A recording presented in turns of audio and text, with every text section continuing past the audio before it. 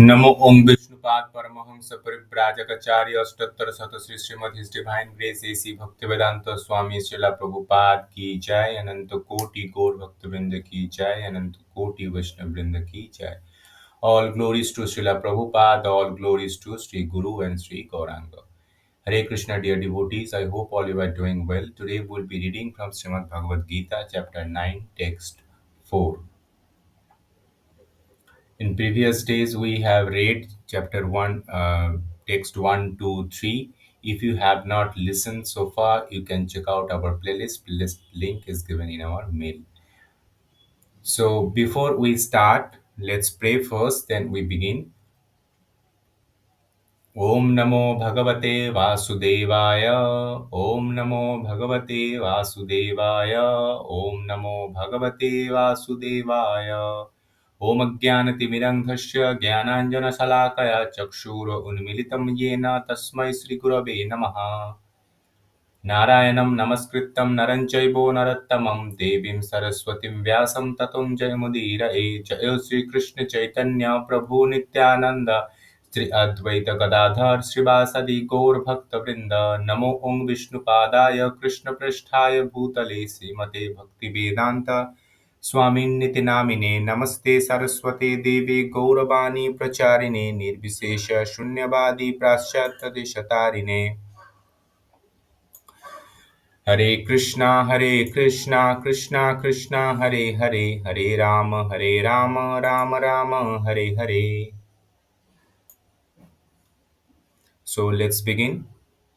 This is very important text. Please listen very carefully. Bhagavad Gita chapter 9 text 4. So Krishna said, Maya tadamidam sarvam jagat abhakt murtina matsthani sarvabhutani na chaham तेषु अवस्थिता। मया तदमिदं सर्वं जगत् अव्यक्तमूर्तिना मत्स्थानि सर्वभूतानि न चाहं तेषु अवस्थिता। मया तदमिदं सर्वं जगत् अव्यक्तमूर्तिना मत्स्थानि सर्वभूतानि न चाहं तेषु अवस्थिता। मया तदमिदं सर्वं जगत् अव्यक्तमूर्तिना मत्स्थानि सर्वभूतानि न चाहं तेषु अवस्थिता। Synonyms. Maya. Maya means by me. Tatam. Tatam means pervaded. Idam. Idam means this. Sarvam means all. Jagat means cosmic manifestation. Abhakta Murtina. Abhakta Murtina means by the unmanifested form. Sat Matsthani in me. Sarva Bhutani in all living entity. Na means not. Cha means also. Aham means I. Tesu means in them. Avasthita means situated.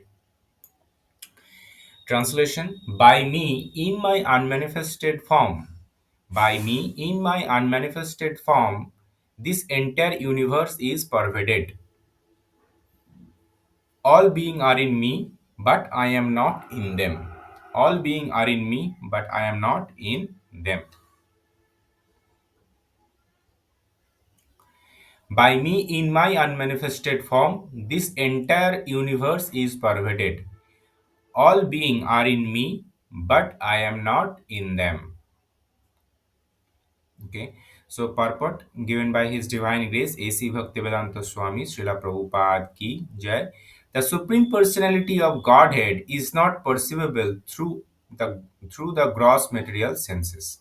It is said, अथ श्री कृष्ण नामादि न भवेत् गृह्यम इंद्रिय सेवान मुखे ही जिह्वाद स्वयं एव स्फुरति अदः. Lord Sri Krishna, name, fame, and pastime, etc., cannot be understood by material senses. Only one who is engaged in pure devotional service under proper guidance is he revealed. In the Brahma Samhita 5.38, it is stated, one who can see the Supreme Personality of Godhead, Govinda, always within himself and outside himself, if one has developed the transcendental loving attitude toward him, Thus, for people in general, he is not visible. Here it is said that although he is all pervading, everywhere present, he is not conceivable by material senses. This is indicated here by the word of Bhakta Murtina. But actually, although we cannot see him, everything is resting in him. As we have discussed in the seventh chapter, the entire material cosmic manifestation is only a combination of these two different energy, the superior spiritual energy and the inferior the material energy. Just as sunshine is spread all over the universe, the energy of the Lord is spread all over the creation, and everything is resting in that energy. Yet, one should not conclude that because he is spread all over, he has lost his personal existence. To refute such an argument, the Lord says, I am everywhere and everything is in me, but still I am aloof. For example, a king had a government which is but the manifestation of king's energy. The different governmental department are nothing but the energy of the king, and each department is resting on king's power. But still, one cannot expect the king to be present in every department personally. That is the crude example. Similarly, all the manifestation that we see and everything that exists both in this material world, in the spiritual world, are resting on the energy of the Supreme Personality Godhead. The creation takes place by the diffusion of different energy. And as stated in the Bhagavad Gita,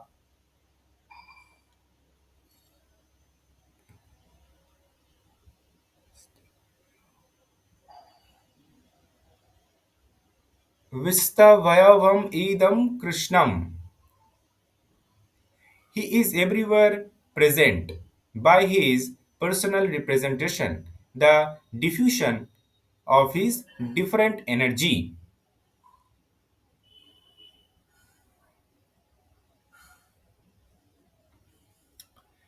Okay. He is everywhere present by his personal representation, the diffusion of different energy. So this is a very short purport. Now we concluded the reading of Bhaktivedanta purport from the Bhagavad Gita. I hope all you understood. Now let's jump into the inside. So we have made a video and audio presentation for you. So if you listen very carefully, you will get the better understanding. Thank you very much. Hare Krishna. All right, let's dive right into a real head scratcher from an ancient spiritual text, the Bhagavad Gita. We're going to look at a single verse that seems like a complete contradiction, a riddle about the nature of the divine. And you know what? We're going to solve it together. Okay, so here it is, the verse at the heart of it all. It translates to, by me, in my unmanifested form, this entire universe is pervaded. All beings are in me, but I am not in them. Just let that sink in for a second. Everything is in this divine presence, but that divine presence is not in them. So, yeah, that's the big question, right? How does that even work? It sounds like a total paradox. It's like saying a bottle is full of ocean, but the ocean isn't actually in the bottle. It just doesn't seem to make sense. But don't worry, the text itself gives us the clues we need to figure this out. So, where do we even begin to unravel this? Well, the verse itself kind of gives us our first big clue with that one little phrase, unmanifested form. This is the key that starts to unlock the entire mystery. The original Sanskrit term here is avyakta murtina. Now, what this is really getting at, according to the source, is a kind of existence that's just not on the same frequency as our normal senses. We're not talking about something you can see with your eyes or touch with your hands. It's something else entirely.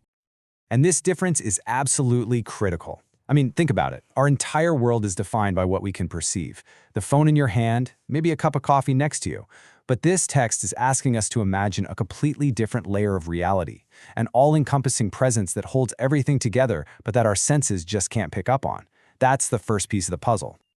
Okay, so if this presence is unmanifested, how in the world does it connect to the very real, manifest world we see every day? Well, to get our heads around that, we need to look at what the universe is supposedly made of. Turns out, it's all about two fundamental energies. The source explains that the whole cosmic show, everything we see and don't see, is a mix of these two energies, a superior spiritual one and an inferior material one. And here's the kicker. Both of them come from the same divine source. So that means everything that exists is, in some way, a manifestation of divine energy. You know, to make this a little easier to grasp, think about sunshine. Sunshine is everywhere, right? It spreads out and touches everything. So in a way, the entire landscape is sitting in the sunshine, bathed in its light. But the sun itself, the giant star, isn't personally present in your backyard. This is a great way to start picturing how something can be both everywhere and, at the same time, separate. Okay, the sunshine analogy is a good start. But this next one? This is where it all clicks into place. The source gives us this fantastic analogy about a king and his government that really is the aha moment. Let's just walk through this. Think about a king. His power isn't just him sitting there on a throne, is it? No, it's his entire government, every department, every official. They all operate on his authority. So his presence, his power, is felt in every corner of the kingdom. But, and this is the absolute key, the king is not personally sitting at every single desk in every single office. His influence is everywhere, but his person is in one place. And just like that, with that picture in our minds, we can go right back to our original riddle. And suddenly, it's not so much of a riddle anymore. The whole paradox just starts to melt away. So let's lay it all out. How can the divine be everywhere, but not in everything? Simple. It's pervasive through its universal energy, just like that king's authority fills the whole kingdom. But at the same exact time, it remains a distinct, separate person, just like the king stays in his palace, apart from the day-to-day work of his government. And that's really the heart of it. That is the solution. All of creation is resting in this divine energy. But the divine personality, the one who is the source of all that energy, remains personally distinct, personally aloof. Everything is in me, but I am not in them. See? The riddle is solved. So I'll leave you with this to chew on. If this text is right, if the solid, tangible world we experience every single day is actually floating in an unseen, universal energy, what does that change about how we see it all? How does that change our place in it? It's a pretty mind-bending question to think about. Thanks for exploring it with me. Now we completed the video presentation. Let's begin with audio podcast. Welcome to the deep dive. Today we're wrestling with a really fundamental philosophical puzzle. It's quite something. Oh, definitely. It challenges how we usually think about presence. Right. How can something be absolutely everywhere, the foundation of, everything, and yet at the same time be completely separate, aloof even? It's this paradox of ultimate presence and ultimate absence. And it all hinges on just one verse, which is fascinating. That's right. Our source material today is really focused. It's from the Bhagavad Gita, chapter 9, verse 4. And our mission essentially is to unpack how this text draws a line between the Supreme Person, Krishna, and the universe he sustains. We're trying to find that mechanism, right? How the universe is pervaded by this unmanifested form, while the source itself sort of stays back, untouched. Precisely. It's about understanding how transcendence and immanence can coexist. How can you be both everywhere and yet not be in the things that are resting on you? It's like the ultimate creator setup. You support everything, but you're not caught up in it. We're really looking for that aha moment in the explanation. How does this actually work? And the text does lay it out. Quite concisely, actually. The verse itself is key. It goes, Maya tatam visarva jagat avyakta murtina. Okay. Matnani sarvabhutani nakatava bhashti. Right. And the translation you mentioned earlier really makes the paradox leap out. By me, in my unmanifested form, this entire universe is pervaded. All beings are in me, but I am not in them. Exactly, that last bit. Nakafai toa bhashti. I am not in them. That's the phrase that seems contradictory, isn't it? It really does, because if everything, all beings, Sarva Bhutani, are resting in the source, what's Dani?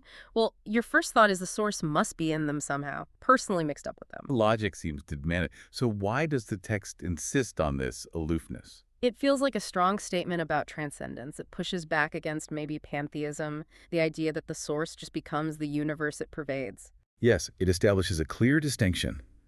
The source supports reality without being absorbed or defined by that reality. So how does it explain how that's possible? The clue is right there in the verse, just before the tricky part. The phrase avyakta murtina. Ah, the unmanifested form. Yes, that immediately tells us the pervasion isn't direct, like a person physically being everywhere. It's indirect. It's a foundational supportive presence, but not one that's, personally visible or involved in every little thing. Okay, unmanifested. That makes sense conceptually, but it brings up a big practical question. If this unmanifested presence is everywhere, holding everything up, why isn't it obvious? Why can't our normal senses just detect it? Shouldn't it be the easiest thing to perceive if it's the basis of everything? That's a really crucial point the material addresses directly. It comes down to the limits of our instruments, our senses. The sources state clearly that the supreme is not perceivable through the gross material senses, Gross material senses, meaning our eyes, ears, touch. The tools we use to navigate the physical world. They're part of the material energy. They're just not built, you could say, to perceive something purely transcendental, so something beyond that material energy. Right, I remember the specific line cited was Atashirikanamadi nabavid grahim indriya. Exactly. The Lord's name, his form, his activities, they can't be grasped by these indriya, these material senses. So the problem isn't that the reality isn't there, it's that our equipment is too coarse. It can't register that frequency, maybe. That's a good way to put it. For most people, this all-pervading presence is invisible simply because it's transcendental. You can't use a yardstick to measure infinity. Okay, so material senses are out for perceiving this. Does the text give any alternative? Is there a condition under which this unmanifested reality can be seen or experienced? Yes, absolutely. The source material is very specific on this. It says, revelation happens for someone engaged in pure devotional service under proper guidance. Pure devotional service. Right. The line is, Sevun mukayasyava swayam eva svirtiadu. It suggests that when the service attitude, the right consciousness, is there, revelation happens spontaneously. Swayam eva svirati, it manifests itself. So it's not about building a better microscope. It's about fundamentally changing the observer, changing the internal attitude. Precisely. It's about developing what's called transcendental vision. The Brahma Samhita describes this beautifully. Seeing the Supreme through eyes anointed with the salve of love, Primanyanana Churtha Bhakti Vilakanana. Eyes anointed with love. That's poetic. It is. And the result is, Santasadaiva Hridayo Vilkayanti. The pure devotees constantly see him, inside and outside. So the pervasion becomes visible, but only through that purified, non-material lens. For everyone else, he remains unseen despite being everywhere. Okay, that explains why we might not perceive him even though he's everywhere, because our senses aren't tuned for it unless we develop this specific devotional site. But it still doesn't quite nail down the how. How does he hold everything up if he's not personally present everywhere? What's the actual mechanism? Right, we need the operational detail. And the sources say the answer is energy. Energy. Okay, this feels like the core of resolving that paradox. It is. This is how the text argues for his aloofness while maintaining his support. The idea is that the entire cosmic show is structured through two distinct energies emanating from him. Two energies. Tell us about those. Why is energy the key here? Well, the material differentiates between the superior spiritual energy and the inferior material energy. Okay. The inferior energy is what we typically interact with: earth, water, fire, air, ether, mind, intelligence, ego, the physical building blocks and subtle elements. The stuff of the observable universe. Right. But then there's the superior energy, which is the life force itself, the living entities, us, the conscious beings animating the material world. So the world is this mix of life, which is superior energy, interacting with matter, the inferior energy. Exactly. And both these energies are his energies. They emanate from the source. So everything we see, everything that exists, rests not directly on his personal form, but on the diffusion of these energies. Ah, okay. So the energies are pervasive, but the source of the energy remains distinct. That's the crucial distinction. It allows for both support and separation. The source material uses an analogy to make this less abstract, right? Yes, a very helpful one. The sun and sunshine. How does that work? Well, think about the sun. It's light and heat. The sunshine spreads everywhere across the solar system, right? It pervades space, warms planets, enables life. In the same way, the energy of the Lord spreads throughout the entire creation. Everything rests in that energy. But the sun itself, the actual solar body, stays in one place. It's millions of miles away. It hasn't dissolved itself into sunshine to warm the Earth. Precisely. The sun remains a distinct object, a personified power source, if you will, even while its energy is everywhere. So the analogy directly counters the idea that if God is everywhere, he must have lost his personal form. Exactly. The purports use this analogy to stress that he remains aloof. He's still a person, distinct and localized, even while his power holds up the cosmos. Okay, the sun analogy works well for pervasion and separation. But the sun is physical. How does the material try to explain this in terms of, say, authority or control for a transcendent being? It uses another example, calling it a crude one, but it gets the point across. The relationship between a king and his government. A king and his government. Okay, how does that illustrate it? Well, a king establishes a government, right?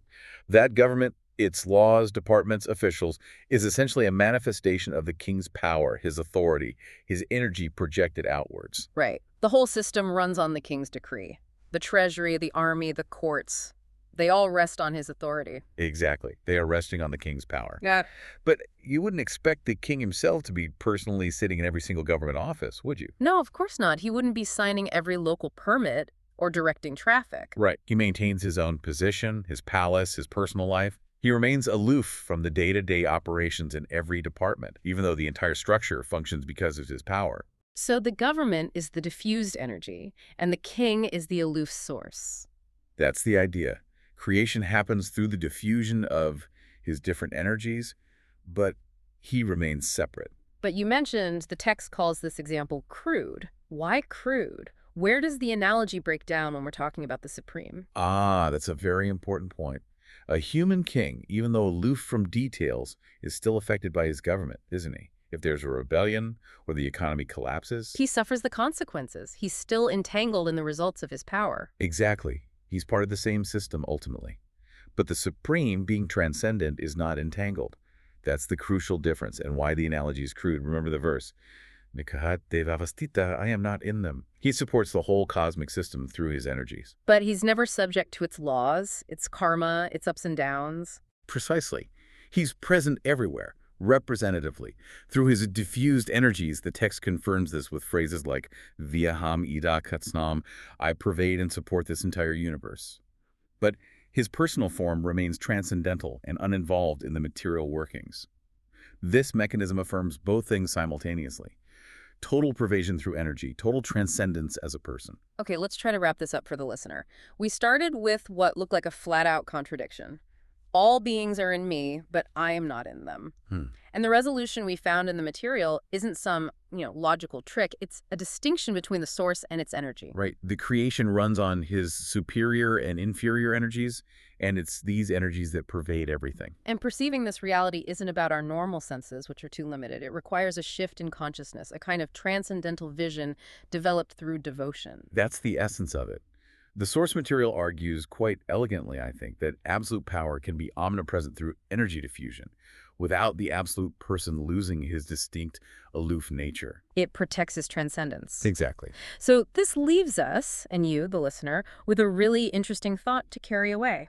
If the ultimate reality is described this way, simultaneously pervading everything through energy, yet remaining personally aloof, what does that suggest about our own perception? That's a deep question. Right. If the most fundamental aspect of reality, the support system, is unmanifested to our usual senses, how much weight should we give to what our senses do tell us? Are we defining reality based on the observable effects, the manifested phenomena? Or is reality more fundamentally defined by that unseen, unmanifested, yet all-supporting energy, and the aloof source behind it? It definitely makes you think about the layers of reality and perhaps the limitations of defining it purely materially. Yeah. A compelling idea to ponder. Indeed. Consider those layers. Thanks for joining us on the Deep Dive. Thank you. We'll explore another topic next time.